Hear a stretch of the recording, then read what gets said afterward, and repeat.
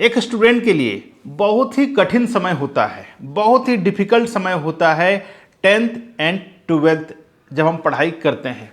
क्यों? मैं पढ़ाई के बारे में बात नहीं कर रहा हूँ दोस्तों, डिसीजन मेकिंग में बहुत ज़्यादा कठिनाई का सामना करना पड़ता है।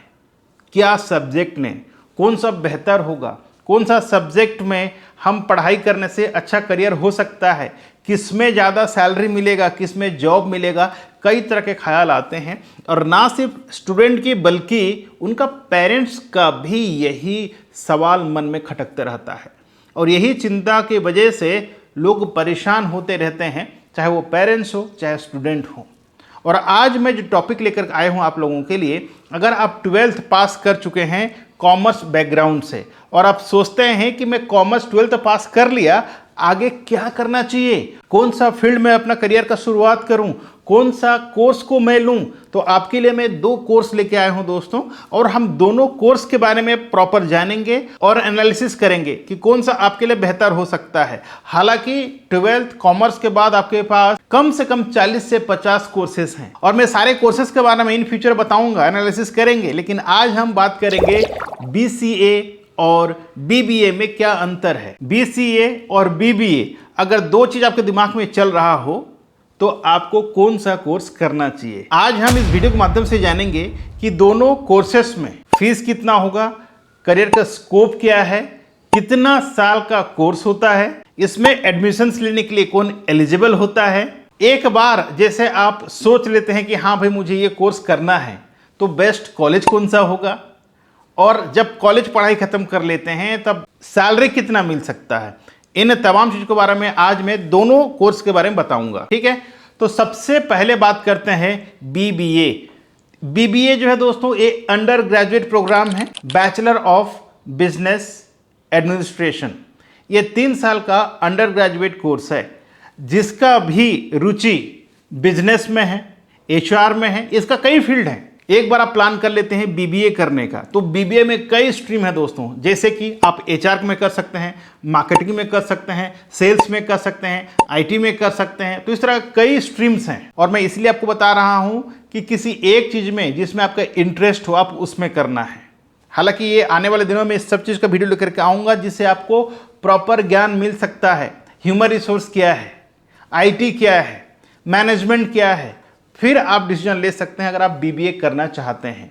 जब भी आपको एडमिशन लेना चाहें उससे पहले भली भांति रिसर्च करें, क्योंकि यही समय है, 12th ही एक समय है दोस्तों, अगर आपने गलत डिसीजन लिया जिंदगी भर आपको पछताना पड़ेगा। मैं डेली काउंसलिंग करता हूं स्टूडेंट्स का, और जिनका जो पढ़ाई खत्म हो चुका है, ठीक, कितना पछताते हैं मुझे पता है। इसीलिए आपको जो भी डिसीजन लेना है प्रॉपर डिसीजन लेना है ताकि फ्यूचर को पछताना ना पड़े। इसका जो करियर स्कोप के बारे में बात करें तो बहुत ज़्यादा है, कोई टेंशन नहीं है। अगर आपने एक बार BBA कर लिया, बशर्ते आपको सही स्ट्रीम चुनना है, ठीक है। आपको बहुत है, इसमें होटल मैनेजमेंट भी है, ठीक है, टूरिज्म है, एविएशन है, बहुत सारे हैं। तो आपको पहले अपने स्किल्स के बारे में समझना है, अपना इंटरेस्ट के बारे में समझना है, फिर कोई कोर्स का चयन करना है। इसमें एडमिशन्स के लिए आपको एंट्रेंस एग्जाम देना होता है। एंट्रेंस में अगर आपका अच्छा स्कोर आया तो आपको अच्छा कॉलेज मिल जाता है और आपका टारगेट यही होना चाहिए कि आपको बेस्ट यूनिवर्सिटीज़, बेस्ट कॉलेज मिलना चाहिए। क्योंकि सिर्फ BBA करने से आपको अच्छा जॉब नहीं मिलेगा। BBA के बाद आपको दिमाग में होना चाहिए कि मुझे MBA करना है। MBA से ही आपको अच्छा जॉब मिलने लगेंगे और अच्छा पैकेज भी मिलेंगे दोस्तों। ये मैं नहीं कह रहा हूँ कि BBA करने के बाद जॉब नहीं मिलेगा, मिलेगा, लेकिन सैलरी कम मिलता है, पैकेज कम मिलेगा आपको। तो आपको दिमाग में हर समय ये रखना है कि जैसे ही मेरा BBA कंप्लीट होगा आपको 1-2 साल इंडस्ट्री में काम करना है, ठीक है। कंटिन्यूसली MBA मत कर देना। और लोग मतलब फेलियर क्यों हो जाते हैं करियर में, तुरंत MBA कर ले, तुरंत MBA नहीं करना है। पहले BBA करने के बाद थोड़ा दिन इंडस्ट्री में काम करना है, कम से कम 1 साल, आपको भली भांति प्रैक्टिकली समझ में आएगा। फिर आप एंट्रेंस एग्जाम दे करके MBA करना है। MBA भी अच्छा कॉलेज से करना है। उसके बाद देखिए आपका पैकेज कितना मिलने वाला है, ठीक है, लाखों में आप कमा सकते हैं। अब ये एडमिशन्स के लिए कितना खर्चा होता है तो ये डिपेंड करेगा कि आप कौन सा यूनिवर्सिटीज, कौन सा कॉलेज, कौन सा इंस्टीट्यूट से पढ़ाई कर रहे हैं। लेकिन मैं एक चीज़ बता दूं आपको, अगर आप कोई BBA करना चाहते हैं तो कोई भी कॉलेज जाकर एडमिशन मत ले लेना कहीं भी। मैंने देखा, हैदराबाद देखा है, गली गली में कॉलेज, एक बिल्डिंग खड़ा कर दिया, वहाँ पर कॉलेज बन गया। अगर वैसे कॉलेज में पढ़ाई करेंगे ना तो आपका सर्टिफिकेट कोई वैल्यू रहेगा और ना आपका खुद का कोई वैल्यू रहेगा दोस्तों। क्योंकि आप कुछ सीखेंगे नहीं तो कंपनी हायर क्यों करेगा आपको, और पैकेज क्यों देगा। सही है। तो अच्छा, अगर आपको ज़िंदगी बिताना है तो अच्छा कॉलेज से पढ़ाई करें और अच्छा यूनिवर्सिटी से पढ़ाई करें ताकि आपको अच्छा जॉब और अच्छा सैलरी मिल सके। अब बात करते हैं BCA, bachelor of computer applications. ये भी 3 साल का अंडर ग्रेजुएट कोर्स है। ये कोर्स करने के लिए भी आपको एंट्रेंस एग्जाम देना होता है। अगर आपका इंटरेस्ट कंप्यूटर में है तो आपको BCA करना चाहिए, और फिलहाल BCA का बहुत ज़्यादा डिमांड है।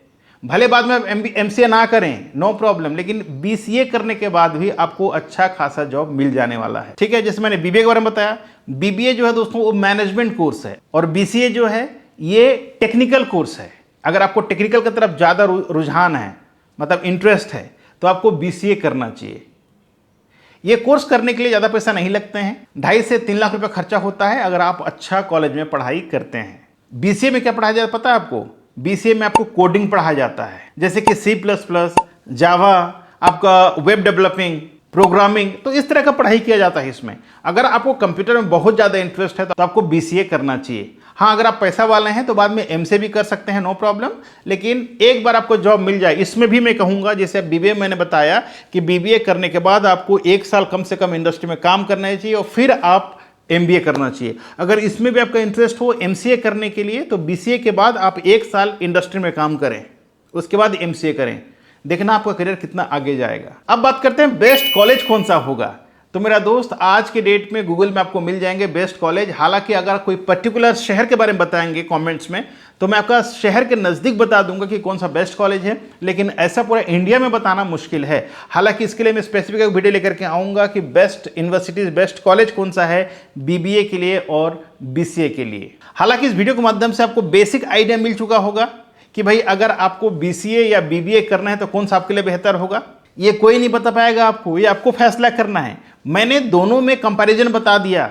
अगर आपका इंटरेस्ट, आपका रुझान कंप्यूटर के ऊपर है तो BCA करना चाहिए। अगर आपको लगता है कि नहीं भाई मैं तो बिजनेस वाला काम करूंगा तो आपको BBA करना चाहिए। ठीक। बाकी करियर के बारे में बात करें तो दोनों में बहुत अच्छा करियर है, क्योंकि मैं करियर कोच हूं और हम रिक्रूटमेंट भी करते हैं। हमको पता है कि किस में ज़्यादा वैकेंसीज आते हैं। ठीक है। तो दोनों में दोस्तों, दोनों में ही आपको जॉब मिल सकता है, आपका बेस्ट करियर बन सकता है। आपका क्या राय है एज ए स्टूडेंट या पेरेंट्स? अगर आप मुझे वीडियो में देख रहे हैं तो आप क्या चाहते हैं, BCA लेना या BBA लेना? कमेंट्स में जरूर बताना। Thank you so much for watching. मिलते हैं एक और नए वीडियो में नए टॉपिक के साथ।